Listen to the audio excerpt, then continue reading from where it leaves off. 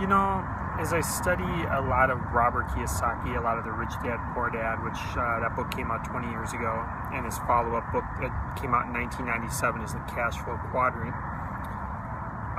One thing I've noticed is what makes the Cash Flow Quadrant very interesting with the 4 different quadrants: employee, self-employed, business owner, and investor, is I feel like to master the mindset on all 4 of them is to understand cycles. And as I follow a lot of the top websites nowadays, like Zero Hedge and CNBC and stuff like that, I increasingly notice how cycles play such a big part in our life. From the stock market on an 8 to 10 year cycle, real estate seems to be on an 8 to 10 year cycle, investing in general, whether you're a landlord, budgeting for roofing, siding, updates in your house, deferred maintenance seems to be a cycle. The investor mindset is really about a longer investment cycle. Investing in other people to build teams. Thanks for the hearts. I'm on Periscope if you're seeing this on another social network. Investing in people is a very long cycle. If you're doing it online with blogging or status updates, I think it's very long. I think it's shorter if you're doing it on video and people feel a connection with you. I think in person, it's going to be a lot faster. I think on the phone, it's kind of in between. So it really depends on how long you want that cycle to be. Now, there's obviously advantages to seeing somebody one-on-one in person because that cycle speeds up, but there's advantages to doing it online because you get to talk to 500 or 1,000 people at once. So that's another thing too, is I've been studying the cash conversion cycle, which is the idea of how fast you're converting that cash that you first put out back into cash. It's kind of like a cash flow cycle. But if you're putting money into Facebook ads, for example, depending on what your business strategy is it going to be 3 months, 6 months, or a year, 2 years before you see that money back? It makes a big difference if you're trying to scale the company. So another thing I see is daily habits are really big when it comes to cycles.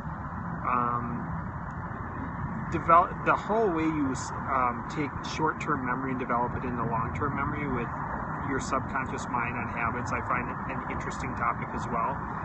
But I want to continue to talk to people about business and the cash flow quadrant and how we see short and long-term cycles. Employees see weekly and bi-weekly cycles with income. Sometimes they have too much a month at the end of their money, and self-employed is where you're owning a job, but you still got to move up through the gears, and you still have to play around with the ebbs and flows of cash flow, and you need to master your own cash flow and ebbs and flows.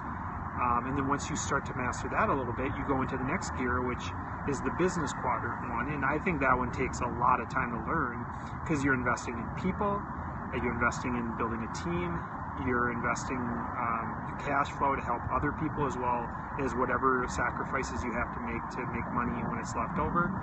And so there's a lot more moving parts on the business quadrant part, a lot of different short and long cycles, mostly a lot of long cycles, and you have to figure out how to manage all of those and allocate your time accordingly and qualify your time accordingly. Some of it might have to be through technology remotely, some of it might have to be on video, some of it might have to be, my hair is blowing up here in the wind, some of it might have to be with, it's another day in Minnesota, it looks like it's going to rain for... Most days it rains in Minnesota this year. It's been a little bit different. Umbrella sales must be out. So I do want to welcome all of you again on Periscope here. And so the business quadrant, you're going to be qualifying your time and investing and all that kind of stuff with investing in teams, building them, investing on social media, investing on blogs, real estate. You don't know anything about real estate. Oh wow, this guy doesn't think I know anything about real estate. So how the real estate thing ties into everything is the cash flow quadrant, in my opinion. So a little context for those just joining on right now. I have a lot of my background with being from the landlording to reading the books, to investing in the seminars. I've been to the Ron LeGrand seminars; those are pretty good too. I've enjoyed Robert Kiyosaki's cash flow quadrant and the Rich Dad Poor Dad. About 20 of those books I've enjoyed because I think they actually relate to real life a lot. And I think there's just different quadrants that people are in, from employees, from working for a real estate firm, to being your own real estate agent, to buying your own investment properties, being a landlord, dealing with cash flow, building your own team and network in real estate. A lot of people come and go in the business, so that's really important as well. So when it comes to investments, to be able to build, you really have to create a great foundation of cash flow, and you can't just there's a lot of people on Periscope here that are kind of trolls that just say whatever they feel like.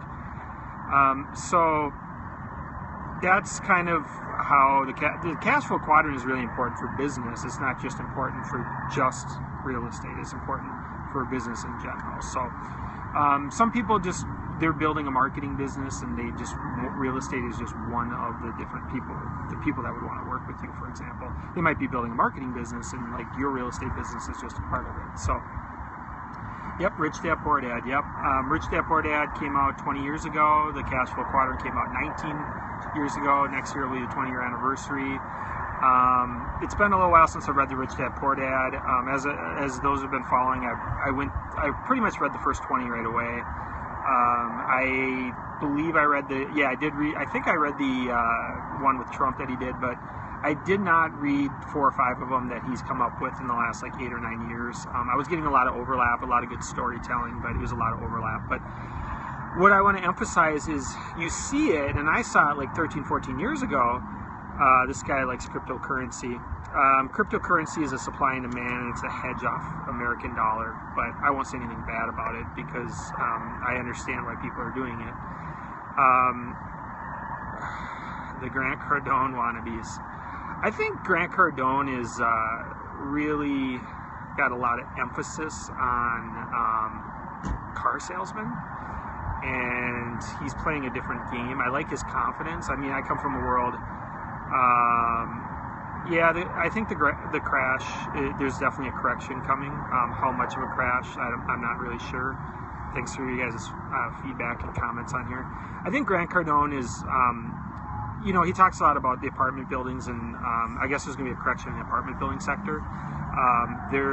He is buying the low-income housing ones, from my understanding, though, which is probably going to be pretty safe on the supply and demand. The idea is that the lumber costs and all that kind of stuff is going up so much. And I've been reading articles about the housing starts, how they're going kind of for more expensive housing now. So he's playing that the supply and demand is going to work in his favor a little bit on the lower income housing, which I agree with. And obviously real estate's not going away anytime soon. So I think Grant Cardone's skill set, I come from a world of from the age of 17 to 22 in a business where people last about a month. Hey, thanks a lot, B. Diddy. I come from a world from the age of 17 to 22 where I did 5 years of telemarketing, cold call telemarketing. What people call nowadays cold call telemarketing is not cold call telemarketing. That's like, hey, I emailed you 20 times over 3 months and now I'm following up with you. That's not cold. Ours is like, here's the white pages, here's a bunch of dots, just call random people from the white pages. That's cold calling. Kiosks at the mall, that's kind of cold calling as well. But so I was in a business with a lot of turnover and cold calling, and there is a lot to learn about selling, and Grant Cardone's really big on that. What I've actually learned is it's more about the educating and the follow-up, I think. It's not just about selling, but Grant Cardone's really big into closing as well. I have a friend here that follows me on Facebook, David Miner. He's doing extremely well in flipping real estate, and I've known him for a long time from the email list and stuff. He's going to the second Grant Cardone thing. He's having a good time going to the Grant Cardone stuff. I think Grant Cardone is definitely working on the newer people in the business and teaching them the selling and all that kind of stuff, and there's definitely something to be said for that. I think this is a longer topic for another post, but the people that I think he's attracting and teaching and selling info products to that are like car salesmen or like learning about selling, that until you get to like apartment building and stuff like he's doing, I mean, I think for a lot of people that could be a 20 to 30 year cycle. It doesn't have to. It just depends on how aggressive you are and stuff. I know some people within a few years are doing fourplexes and duplexes and stuff like that. But What I wanted to say is, having done landlording and talked to a lot of investors over the years and working with a lot of different business people, lots of business models being on the internet since 1995, I think the cash flow quadrant, if there was a book or a concept or a framework or something like a compass or a Bible or whatever you want to call it, where you should just really stick to what he's saying about building the networks and going through all the different cycles of understanding that. The E-Myth is another book that you'd want to check into. That talks a lot about the self-employed trying to figure out how to get to the business one, whereas the E-Myth focuses on the S and the B quadrants a lot, and they do it for different people like dentists and stuff like that. I think it's a really powerful book that opened my eyes a lot as well back in the day. What's nice about the cash flow quadrant in Rich Dad Poor Dad is it focuses on all 4 quadrants. It also focuses on the employee to get them up to the self-employed. Yep, Rich Dad Poor Dad is what I'm talking about. Yep. And then employee gets them up to the self-employed, and then tried and true back to overall. So this guy's into index funds. I tried the stock market for a little while back when I was 21. It was fun. It was a good ride. I had some money in it. For my age, I was doing okay, you know. Using Daytech back in the day, I had fun. I actually have a couple of really good friends that do really well in the stock market, and then tons of Facebook friends that do Bitcoin to all kinds of other forex and stuff like that. So I have a lot of friends of that different stuff if I want to get more into that. I am a little bit more into the tangible part of stuff, predictable analytics and stuff like that. So I like to do a lot of these scopes about technical disruption and some of the stuff that's happening there. But if you're just playing the volatility and you're playing the ups and downs of the market and stuff, I mean, I respect that. I mean, you know, I respect that. So, I mean, I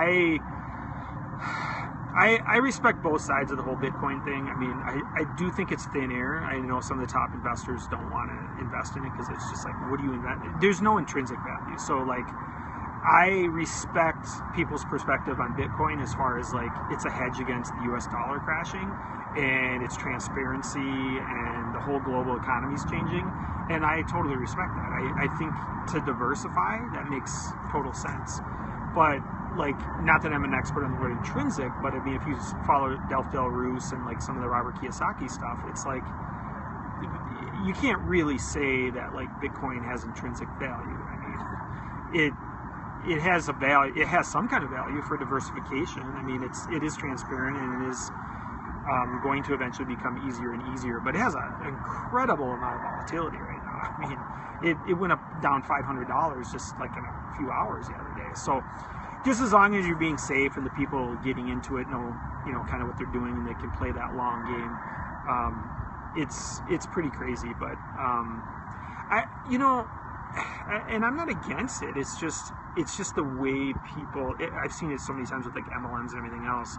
Is a lot of people are just hyping it up a lot, and so it becomes a supply and demand thing, and it just, like Amazon. I mean, you want to talk about supply and demand on some of these other scopes. I mean, it's just like Amazon. I mean, people are just hyping things up, and then it's just like it's just a supply and demand cycle. It's just like it's just going up, and then everybody jumps in, and then at some point people have to start selling off or whatever. It's a competitive world out there. So there's a lot of tech disruption. There's a lot of innovation disruption. I think you're going to continue to see it. I wouldn't want to do any 10-year commercial leases right now based on the way what's happening in the malls, based on what's happening to retail Armageddon and some of that kind of stuff.